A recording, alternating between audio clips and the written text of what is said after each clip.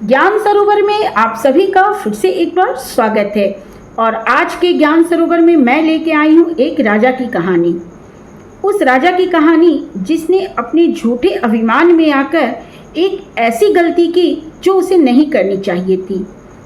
तो चलिए मैं कहानी सुनाती हूँ और इस कहानी को सुनने के बाद आप खुद देखेंगे कि उस राजा ने कौन सी गलती की और उसकी इस गलती से हमें कौन सी शिक्षा मिलती है। तो फिर चलिए कहानी में सुनाना शुरू करती हूँ। एक राजा इत्र का बहुत शौकीन था। एक दिन वह अपने दरबार में बैठा हुआ अपने कपड़ों में इत्र लगा रहा था। अचानक इत्र की एक बूंद छिटककर नीचे गिर गई। राजा ने सबकी नजरें बचाकर उसे उठा लिया, लेकिन राजा के मंत्री की नजर बड़ी पैनी थी। उसने राजा को इत्र की एक बूंद उठाते हुए देख लिया। राजा ने भी भांफ लिया कि मंत्री ने उसे इत्र की बूंद उठाते हुए देख लिया है। अब दूसरे दिन जब दरबार लगा तो राजा जी एक मटका इत्र लेकर बैठ गए। मंत्री और सभी दरबारियों की नजरें राजा पर थी। वे सोच रहे थे कि आज राजा ये मटका लेकर क्यों बैठे हैं। थोड़ी देर बाद सभी दरबारी चर्चा में व्यस्त हो गए।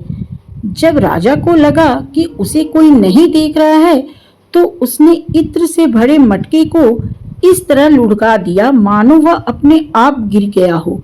मटके से इत्र बहने लगा।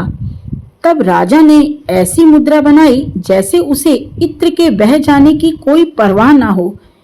इत्र लगातार बह रहा था, लेकिन राजा अनदेखा किए हुए था। मंत्री से यह सब नहीं देखा गया। वह बोला, महाराज गलती माफ हो, लेकिन ये काम आप ठीक नहीं कर रहे हैं। जब किसी इंसान के मन में चोर होता है तो वह ऐसा ही करता है। कल जब आपने जमीन पर गिरी हुई इत्र की एक बूंद उठा ली थी तो आपको लगा कि आपसे कोई गलती हुई है। आपने सोचा आप तो राजा हैं, आप जमीन पर गिरा इत्र क्यों उठाएंगे, लेकिन वह कोई गलती नहीं थी।